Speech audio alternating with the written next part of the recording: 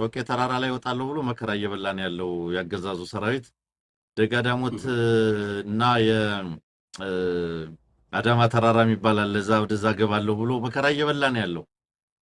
ሰው ውጊያዎች እየተካሄዱ ነው። በጣም ሰፋፊ ውጊያዎች 3 ጀነራሎች 7 ኮሎኔሎች ተሰልፈው ነው ቴዎድሮስ እየተዋጋ ያለው። በጣም በርካታ ጉዳዮች ዛሬ እንዳውም አመሻሹን ልንገባ ስንል አንዳንድ በጣም ወሳኝ የሚባሉ ቦታዎችንም ይዘዋል ፋኖች ተመልሰው።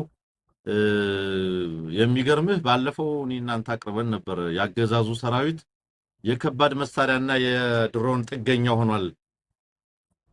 ከባድ መሳሪያና ድሮን ከሌለ አይዋጋም የሚል ግምገማ ማድረጉን ከውስጥ መረጃ አቅርበህልን ሐሳቡን አጋርተን ነበር። አሁን የምትመለከተው እሱ ነው። ሰራዊቱ ገብቶ እንዲዋጋ መድፍ ነው የሚተኮሰው፣ ታንክ ነው የሚነደው፣ ቢኤም ነው የሚተኮሰው። እንደው አንድ 50 ፋኖች 100 ፋኖች በዚህች በኩል አልፈዋል ከተባለ ወደዚህ አካባቢ ቢኤም እና መድፍ ነው እየተተኮሰ ያለው። የባህር ዛፍ ጫካ የምናምን ጫካ ነው በመድፍ እየተደበደበ የሚገኘውና ዓላማው በግልጽ አስቀምጠውታል።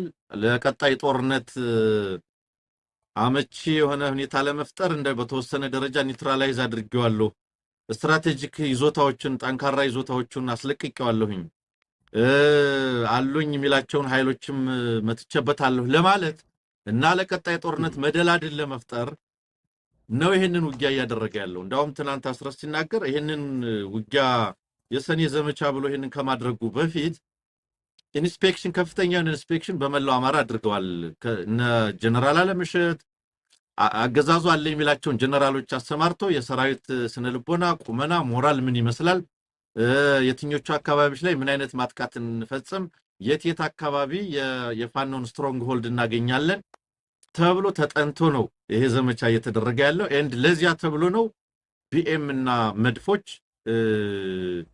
ተሰማርተው የሚገኙት ማለት ነው። ነገር ግን እንደውም ያስረስ የጥዝጠዛ ነው ያለ የጥዝጠዛ ውጊያ ስልት ነው መሰለኝ። የጥዝጠዛ ውጊያ ስልት በዚያ መንገድ እየሳቡ የሞት ወረዳ እያስገባን በከፍተኛ ደረጃ ድል እያስመዘገብን ነው የሚል መረጃ ነው ከአካባቢው ስንሰበስብ የነበረው ለማለት ነው።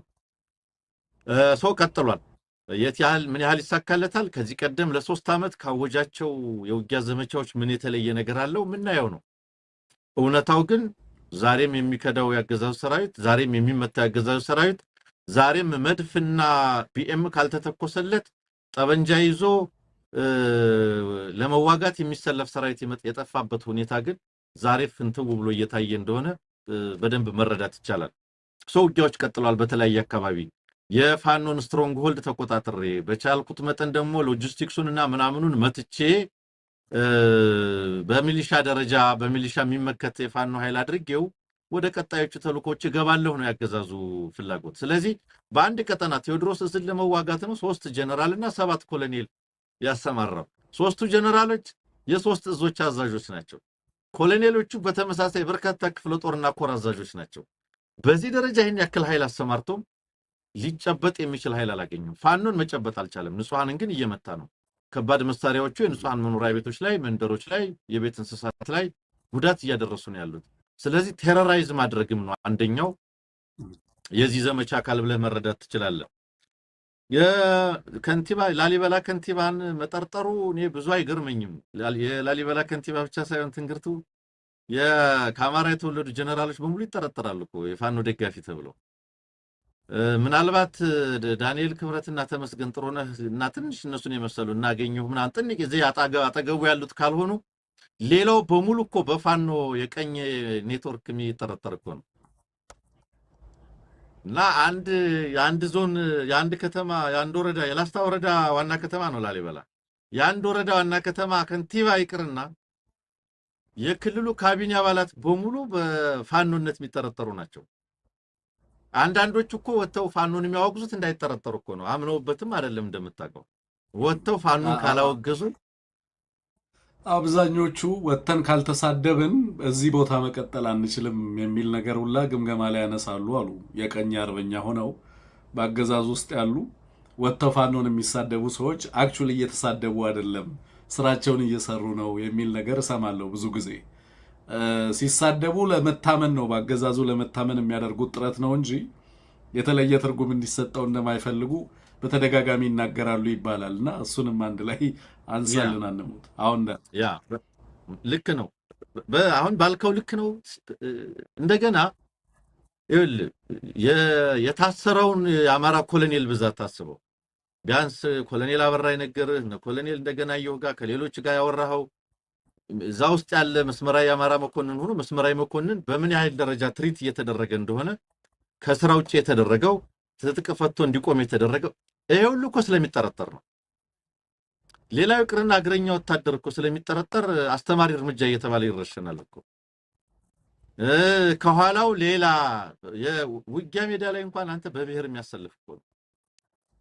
ከፊት ማንን እንደሚያሰልፍ ከኋላ ማንን እንደሚያሰልፍ አጥንቶ የሚሰራ አገዛዝ እኮ ነው።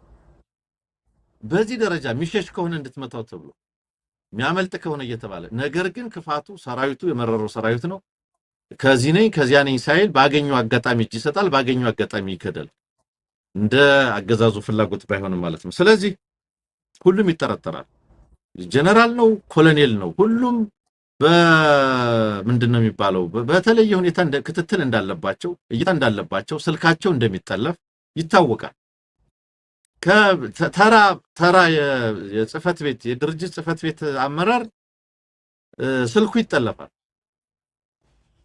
ስለዚህ እነማን ከምን ጋር ናቸው ተብሎ አገሪቱ ላይ ያሉት የሳይበር ተቋማት አርቲፊሻል ኢንተለጀንስ፣ ኢንሳ፣ ብሔራዊ ደህንነት፣ ጠቅላይ ሚኒስትር ጽህፈት ቤት፣ መከላከያ ደህንነት እነዚህ ውስጥ ሁሉ ያለ የጠለፋ ስራ እኮ በዋነኛነት እዚህ ላይ ያተኮረ ነው። የፋይናንስ ኢንተለጀንስ ደግሞ የባለ ሀብቱን ማን ነው ገንዘብ የሚያስተላልፈው ብሎ ሂሳብ የአካውንት ሲበረብር ነው የሚውለው። እንደምታውቀው ከፍተኛ የሆነ ትርምስ ነው ያለው ውስጥ እኮ። ስለዚህ ጥርጣሬው በከፍተኛ ደረጃ ያለ ነው።